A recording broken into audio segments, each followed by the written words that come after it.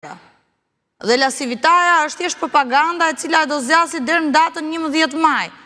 Në të gjithë qëndrimet e tij, ai në asnjë moment nuk referohet që unë këtu përfaqësoj Shtetet e Bashkuara të Amerikës.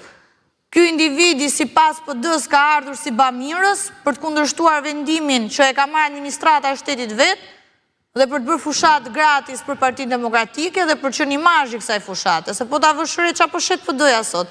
PD-ja thjesht po shet lasivitan.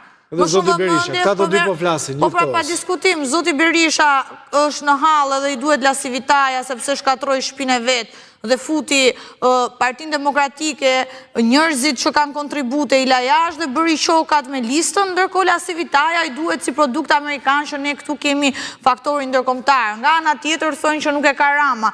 Jo, më nuk ka lidhje kjo. Ramës thjesht nuk i nevojitet faktorin ndërkombëtar në këto momente ta paguaj miliona lekë për të bërë fushatën. Tani lasivitaja si mund t'i thot një votues si shqiptar, votoni juve Partinë Demokratike. A e di ku i çalon shtëpia votuesit shqiptar lasivitaja? Lasivitaja nuk e di politikën e brendshme të Shqipërisë, nuk e di hallet e Shqipërisë. Ktu i bit shkelim sovranitetin, po sillim ne një tuaj për mbivendosjen popullin tim, që unë të marr votat se unë o vlla jam i paaft ta marr vet. Meqense jemi këtu, si është situata në terren? Kampin Demokrat do flasim edhe për të majtën, nga ajo që ti percepton dhe je në kontakte. Dhe ka ngritur sa do pak entuziazm lasivita apo jo? Për mendimin tim, lasivitaja ka ngritur vetëm dyshimet mëdhaja se ku i gjen Partia Demokratike lekët për pagesën e një konsulenti ligjor të SBA-s këtu për gjithë propagandën, ndërkohë që baza ankohet që kjo parti nuk jep fonde, baza ankohet që i paguajnë vetë lekët e kafeve.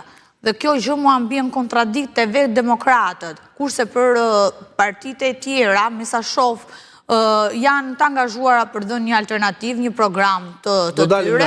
Do flas për qarkun e Elbasanit, me që më pyete dhe dua ta regjistrosh këtë, që ka për të pasur një humbje madhështore Partia Demokratike në Elbasan.